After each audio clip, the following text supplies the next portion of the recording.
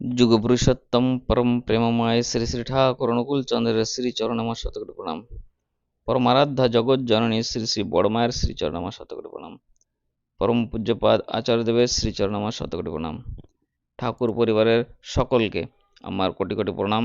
যারা ইউটিউবের মাধ্যমে শুনছেন সবাইকে আমার অন্তরে অন্তঃস্থল থেকে রানন্দিত জয়গুরু প্রীতি ও শুভেচ্ছা রইল। পরম দয়াল ঠাকুর আমার কত লীলা করেছেন, অনেকভাবে তিনি বুঝিয়ে দিয়েছেন ভক্তদেরকে যে আমি সব সময় তোমাদের সঙ্গে আছি, শুধু তোমরা আমাকে স্মরণ করো। তাই যুগাবতার পরম প্রেমময় শ্রী ঠাকুর নিয়ে এসেছেন এবং পঞ্চনীতি যজন যজন ইষ্টবৃত্তি স্বস্তি সদাচার। ঠাকুর বলেছেন যে যে আমার কাজ করে, যে আমাকে স্মরণ করে, আমি সবসময় তার সঙ্গে থাকি। অনেকেই বলে তোমাদের ঠাকুর কি জ্যান্ত ঠাকুর, তিনি কি অন্তর্যামী? তখন বলি হ্যাঁ, আমার ঠাকুর অন্তর্যামী। আমার প্রভু, আমার ঠাকুর, আমার পরম দয়াল সব সময় আমার সঙ্গে সঙ্গেই থাকেন। কখন থাকবে? যখন আমি গভীর বিশ্বাসে তাকে জানতে পারবো, তাকে বুঝতে পারবো।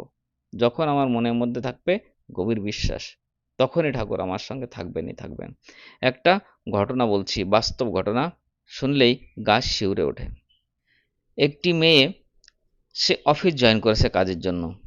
একদিন কি হলো, প্রতিদিনের মতো তিনি অফিসে গিয়েছেন, কিন্তু ফেরার সময় তার খানিকটা টাইম হয়ে যায়।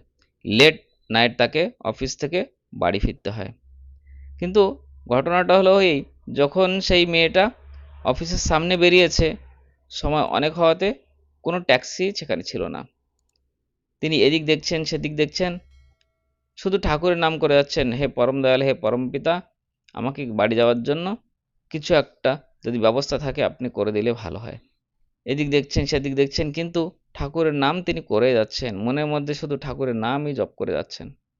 সেই রাত্রে আলোর সামনে তিনি দাঁড়িয়ে আছেন এবং এদিক ওদিক দেখছেন যে একটা ট্যাক্সি পাওয়া যায় নাকি। হঠাৎ করে ওদিক থেকে একটা ট্যাক্সি আসলো এবং ওই মায়ের কাছে দাঁড়িয়ে বলল, আপনি কোথায় যাবেন? সে মেয়েটি বলল, আমি আমার ঘরে যাব, আমাকে পৌঁছে দেবেন? তখন ট্যাক্সি ড্রাইভারকে তিনি বললেন যে আমি একা যাব, তো আমার ভাড়া কত? দুজনের মধ্যে ভাড়া ফিক্স হয়ে গেছে, সেটেল হয়ে গেছে। তারপরে ওই মেয়েটি ওই ট্যাক্সিতে বসে বাড়ি যাওয়ার জন্য প্রস্তুতি নিয়েছেন, আর শুধু চোখ বন্ধ করে ঠাকুরের নাম করে যাচ্ছেন, হে ঠাকুর, আমাকে ভালো করে বাড়ি পৌঁছে দিও। খুব করে তিনি নাম জপ করে যাচ্ছেন, স্মরণ করে যাচ্ছেন। হঠাৎ চলতে চলতে চলতে চলতে সেই ট্যাক্সিটা ওই মেয়ের বাড়ির সামনে গিয়ে দাঁড়ালো।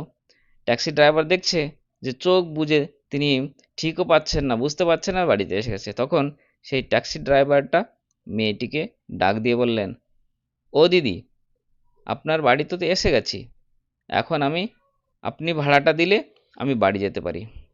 সত্যই চোখ খুলে দেখে যে সেই মেয়েটি তার বাড়ির সামনেই দাঁড়িয়ে আছে ট্যাক্সিতে।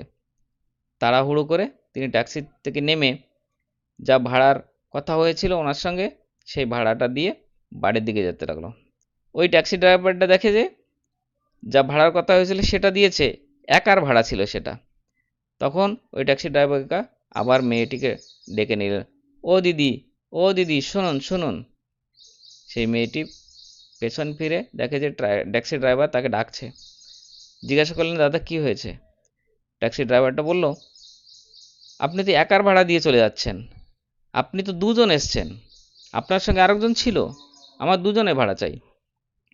মেয়েটি কিছু সময় ভাবছেন যে আমি তো একা একা বসে আসছি, আমার সঙ্গে আবার কে এলো।